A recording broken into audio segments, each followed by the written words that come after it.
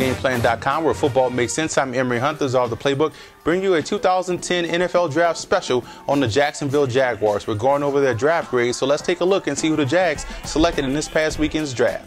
Now, Jacksonville didn't have a second-round pick, but they still were able to maximize a lot of their selections with the picks they had. What I like most is the fact they took a player in Tyson Alualu, despite the critics. If that's your guy at 10, who cares what the critics think? You select the guy that you think can help out tremendously, especially when you look at the fact that they got rid of John Henderson and company. So bringing in a guy like Tyson Alualu, if that's your guy, select him. I don't care where you think he's supposed to go. You wanted him, you got him. He's going to be a good playmaker for the Jaguars. Also, I like the fact that they got Austin Lane. That is a player, a true playmaker out of Murray State. Terrorized the conference last year, also dominated in the FCS level, good quickness, a guy that's going to provide constant pressure. You know the Jags struggled in bringing pressure on the quarterback. This year, with the selections they made and the free agent acquisitions in the offseason, the Jags will get after the quarterback, and Austin Lane will be a big part of that.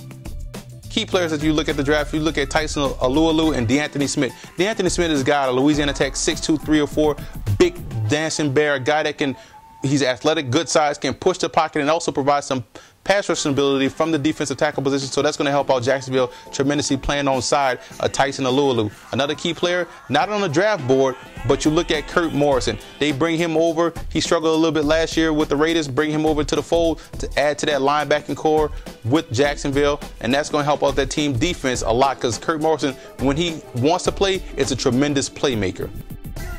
An undrafted free agent has an opportunity to make this roster. You look at Terrell Whitehead from Norfolk State. Safety, a guy with rangy athleticism, also has a lot of ball skills. Not as polished as Rasheem Mathis was coming out of Bethune-Cookman, but he is a tremendous playmaker, was a big playmaker for Norfolk State in the MEAC conference. So they're getting a guy that could possibly challenge for a starting spot or see some significant time on special teams and in different nickel and dime packages. The only question I have for the Jaguars is, where were the O-line picks? I think O-line was a need for these guys. They didn't select a lineman this year in the draft, but they should have got some picks with that offensive line, on that offensive line, to help out David Garrard, their running game. But overall, I give the Jags a C for their draft. The O-line picks really rubbed me the wrong way, but overall they had some solid players. They made a lot of young playmakers, especially from small schools, that are more NFL draft grades. Visit footballgameplan.com/drafts, or you can visit our YouTube channel at youtube.com/footballgameplan.